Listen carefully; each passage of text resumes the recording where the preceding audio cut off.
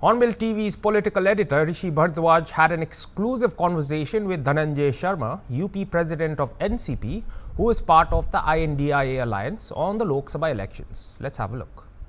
कल तीसरे चरण का मतदान होना है और ऐसे में हमारे साथ यूपी एनसीपी के प्रदेश अध्यक्ष धनंजय शर्मा जी मौजूद हैं, जिनसे हम बातचीत करेंगे। धनंजय जी, बहुत बहुत स्वागत है आपका। धन्यवाद। धनंजय जी, ये बताइए कि कल तीसरे चरण का जो मतदान होना है, उससे आपको क्या उम्मीदें लग रही हैं इंडिया गठबंधन के लिए? देखिए, सबसे बड़ी बात है कि जिस तरह से भारत में 2 चरणों में इंडिया गठबंधन ने बढ़त बनाई है, जिससे कि प्रधानमंत्री जी बौखला गए हैं। जिनके भाषण देखिए आप, वो उनके भाषण में हिंदू मुसलमान और जो उन्होंने 10 साल का जो डेवलपमेंट किया है या क्या किया है, ये बताना नहीं चाह रहे हैं। आप कह रहे हैं बौखला गए, लेकिन जिस तरह कल अयोध्या का रोड शो हुआ है वो आपने देखा, मतलब कितना शानदार था अगर वो देखा जाए तो। देखिए, केवल 2 किलोमीटर का रोड शो था।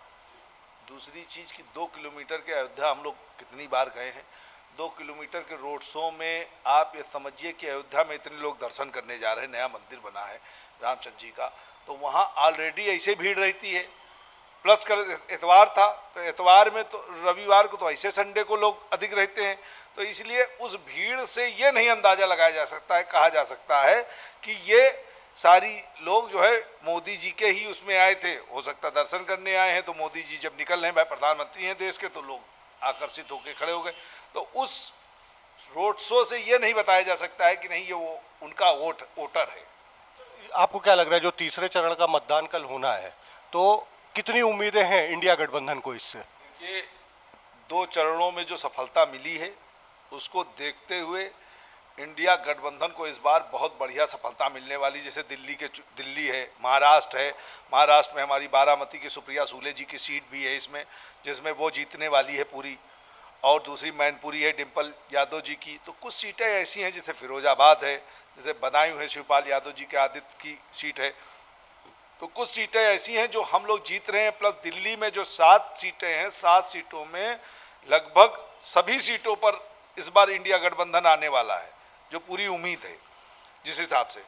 दूसरी चीज़ कि इंडिया गठबंधन की सरकार बन रही है, ये पूरे संदेश दिखने लगे हैं। जनता में आक्रोश है, नौजवान जो है परेशान है, उसको ना नौकरी मिल रही है, और दूसरा एक सबसे बड़ा जो झटका लगा है लोगों को, जो बीमारी के नाम पर जो छलावा हुआ है कोरोना में, जो वैक्सीन लगी हुई है कोविशील्ड की, उससे जो झटका लगा है, वो देश के साथ, नौजवानों के साथ, लोगों के साथ बहुत बड़ा धोखा हुआ है। आपके गठबंधन की एक साथी है कांग्रेस, जिनकी एक बड़ी नेता है राधिका, उनका प्रकरण भी तो सामने आया, उस पर आप क्या कहेंगे?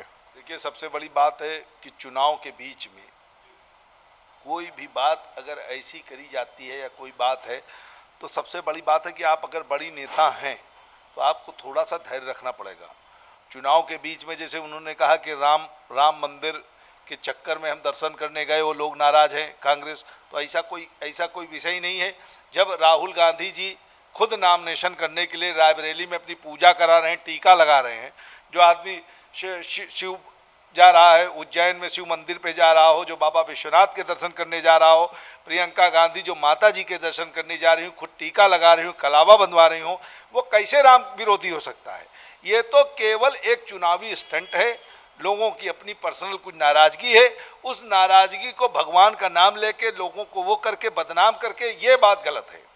आपने राहुल गांधी का नाम लिया, तो राहुल गांधी का जब नामांकन हुआ है उसके पहले कांग्रेस के एक बड़े नेता कहते हैं कि अब हमारी रणनीति है और ये हम कर देंगे, तो उसमें रणनीति जैसा तो कुछ दिखा ही नहीं ना। अगर आप अमेठी से ना लड़कर रायबरेली अगर आप लड़ने आ गए, तो उसमें रणनीति क्या थी? देखिए, सबसे बड़ी बात क्या है कि भारतीय जनता पार्टी चक्कर क्या, वायनाड के चुनाव होने थे। वायनाड के चुनाव के बाद ये डिसीजन था कि भाई, जो हम तो उन पार्टी में नहीं है, लेकिन इंडिया गठबंधन का एक हिस्सा है कांग्रेस, तो उसके ज़रिए जो जानकारी हुई हम लोग की हासिल हुई कि उसमें ये था कि भाई 26 के बाद चीज़ें अनाउंस होंगी। दूसरी चीज़ रणनीति के साथ क्या है कि वाई नॉट, राहुल गांधी जी कह रहे थे कि केवल हम एक सीट पर लड़ेंगे, लेकिन लोगों का जो रायबरेली के लोगों का ये था कि भाई सोनिया जी नहीं लड़ रही हैं, प्रियंका जी नहीं लड़ रही हैं, तो राहुल अमेठी से ज़्यादा राहुल गांधी जी को उस पर उनकी माता जी ने भी कहा कि भाई ये सीट पुश्तैनी है, और इंदिरा गांधी जी की उसकी वजह से, इस वजह से वो रायबरेली शिफ्ट हुए। अगर रायबरेली और अमेठी इतनी ही मजबूत थी। तो आप देखिए ना कि दो दो पूर्व मुख्यमंत्री भूपेश बघेल और अशोक गहलोत की ड्यूटी लगा दी जाती है वहाँ पे। प्रियंका गांधी खुद दोनों सीटों को देखेंगी। तो आपको नहीं लगता है कि कहीं ना कहीं ये कमजोर साबित हो रहे हैं? देखिए ऐसा कुछ नहीं है। देखिए देखिए इस तरह से देखिए तो आप स्मृति ईरानी अगर नॉमिनेशन कर रही तो आपके जो है मध्य प्रदेश के जो मुख्यमंत्री हैं वो आ रहे हैं नॉमिनेशन के लिए। तो एक कमजोरी नहीं है, एक तरीके से चुनाव की एक रणनीति है और चुनाव में जो अनुभव वाले लोग हैं उनको आगे लगाया जाता है। तो इसमें अशोक गहलोत जी हों चाहे बघेल जी हों, तो इस तरीके के लोगों को लगाया गया है कि ये कार्यकर्ताओं का उत्साह बढ़ता है। तो अच्छा ये बताइए, जो 3 चरण के मतदान, मतलब ये तीसरा वाला हो जाएगा कल, 2 के हो चुके हैं, तो इनमें आप टोटल कितनी सीटें मान रहे हैं अपनी इंडिया गठबंधन की? हम तो ये जान रहे हैं कि हम लोग 60% सीटें तीनों चरणों में ला रहे हैं, जिसमें से अब ये 300 के करीब सीटें हो जाएंगी। टोटल चुनाव लगभग 300 के करीब हो जाएंगी। 300 में हम लोग जो है 180 के करीब जा रहे हैं। अगर 180 अभी तक आपके पास आ रही है तो इसका मतलब कि इंडिया गठबंधन तो सरकार बनाने जा रहा है। तो अभी तो प्रधानमंत्री किसको देख रहे हैं आप फिर? देखिए प्रधानमंत्री का निर्णय ये है कि प्रधानमंत्री का निर्णय सब लोग इंडिया गठबंधन में मिल के लेंगे और जो सबसे सहमति वाला होगा, क्योंकि ये जब गठबंधन है तो गठबंधन में निर्णय सांसद और जो बड़ा दल होगा और जो लोग होंगे वो सब बैठ के एक साथ निर्णय लेंगे। देखिए एक चीज़ तो तय है कि आपकी पार्टी के जो राष्ट्रीय अध्यक्ष हैं शरद पवार, वो ये ताकत तो रखते हैं कि जब वो कुछ बोलेंगे या कोई बात करें, क्योंकि इंडिया गठबंधन का भी जो सपना था वो उन्होंने ही देखा। बात वो अलग की है कि कौन रहा कौन गया, लेकिन शरद पवार की इतनी ताकत तो है कि अगर वो सामने कुछ चीज़ें रखेंगे तो उनको माना जाएगा। तो आपको क्या लगता है कि क्या मांगे हो सकती है अगर ये माहौल बना या इतनी सीटें आ गई इंडिया गठबंधन की, उस समय आपको क्या लगता है कि क्या हो सकता है? चेहरों में क्या है कि चेहरों में जो बड़े चेहरे हैं, जो सीनियर चेहरे हैं, उसमें चाहे शरद पवार जी हों, माननीय शरद पवार जी हों, जो सीनियर पॉलिटिशियंस हैं, पुराने हैं, अनुभव है उनको, राजनीतिक अनुभव है, शासन का अनुभव है, शरद पवार जी हैं और खड़गे जी हैं। 3-4 लोग ऐसे नाम हैं जो, और से ममता बनर्जी तो भाई बंगाल के लिए ही केवल लगी हुई हैं। इसलिए जो नेशनल लीडरशिप में जो चेहरे होंगे देश के, उसमें शरद पवार जी भी नाम आ सकता है। इसमें कोई बहुत बड़ी बात नहीं है। अगर पूरा इंडिया गठबंधन अगर देखा जाए तो उसमें 3 ही चेहरे हैं जो मेरे हिसाब से, एक राहुल गांधी हो गए, एक खड़गे हो गए, एक शरद पवार हो गए। इसके अलावा तो मुझे कोई चेहरा दिख ही नहीं रहा है। तो सीनियरिटी में जो चेहरे हैं, तो हम लोग चाहते हैं कि पहला तो मुद्दा यही है कि इंडिया गठबंधन की सरकार बने। फिर सरकार बनने के बाद जो सीनियर लीडर्स हों, जो पॉलिटिशियंस हों, उनको देखकर ही सरकार में मुख्यमंत्री का चेहरा बनाया जाए। और हम लोग चाहते हैं कि शरद पवार जी मुख्यमंत्री बने। देखिए तो जो टोटल चुनाव है वो 7 चरणों में हो रहा है, जिसमें से कल 3 संपन्न हो जाएंगे। जो बाकी के बचेंगे उसमें आपको क्या लगता है कि जो वोटर है वो किस तरफ आगे बढ़ने जा रहा है? बाकी में जो है बहुत कांटे की टक्कर है, क्योंकि उत्तर प्रदेश 7 चरणों में चुनाव है और उत्तर प्रदेश की हर 10-12 सीटों पर ही चुनाव हो रहे हैं। उत्तर प्रदेश के बाद बिहार और हम लोग पश्चिम इधर की तरफ बढ़ रहे हैं, नॉर्थ इंडिया की तरफ बढ़ रहे हैं। तो इसलिए जो चुनाव हो रहे हैं वो हमारे आधे आधे के हो रहे हैं, मतलब 50-50, 50-60 इस तरह के चुनाव हो रहे हैं। इसलिए बहुत कॉन्टेस्टिंग चुनाव है पूरे देश में, इंडिया गठबंधन वर्सेस एनडीए का। तो इसलिए जो उम्मीद है उसमें इंडिया गठबंधन की बढ़ गई है, क्योंकि चाहे जम्मू कश्मीर की तरफ आप देख लीजिए तो उसमें भी जो फीडबैक आ रहा है उसमें 2 सीटें जम्मू वाली जो है भाजपा की तरफ मिलने की उम्मीदें हैं और 3 नेशनल कॉन्फ्रेंस को मिलने जा रहे हैं। तो उसमें भी हम एक अपडेट कर रहे हैं वहाँ पर। अच्छा एक बात बताइए, लखनऊ जिसको पॉलिटिकल कैपिटल कहा जाता है हिंदुस्तान का, कांग्रेस के लिहाज से ये शहर बड़ा मायने रखता है, क्योंकि महात्मा गांधी और जवाहरलाल नेहरू की जो पहली मुलाकात हुई थी वो लखनऊ में हुई थी, और इस बार लखनऊ लोकसभा सीट से कांग्रेस का प्रत्याशी ही नहीं है। तो आपको ऐसा नहीं लगता कि समाजवादी पार्टी को थोड़ा सेक्रीफाइस करना चाहिए था यहाँ पर? देखिए सबसे बड़ी बात क्या है, जब अलायंस होते हैं तो अलायंस में क्या होता है कि अलायंस में हम लोगों को कहीं ना कहीं सेक्रीफाइस करना पड़ता है। अब जैसे लोग कहते हैं कि आपकी पार्टी राष्ट्रवादी कांग्रेस पार्टी उत्तर प्रदेश में नहीं लड़ रही है तो आम आदमी पार्टी भी नहीं लड़ रही, जबकि 2-2 स्टेट में गवर्नमेंट है।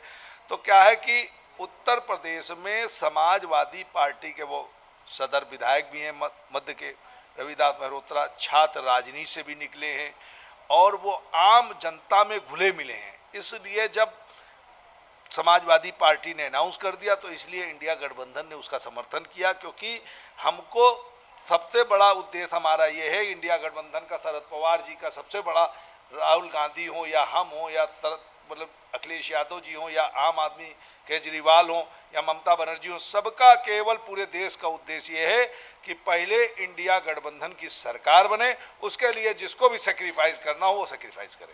धनंजय भाई, एक बात बताइए, आप यूपी में क्या पूरे देश में ही गठबंधन के सहयोगी हैं, अभी तक यूपी में गठबंधन की कोई बैठक हुई है जिसमें आप मौजूद रहे हो? देखिए, हम लोग की कांग्रेस के साथ बैठक हुई, कांग्रेस ही पूरे देश में अगुवाई कर रही है।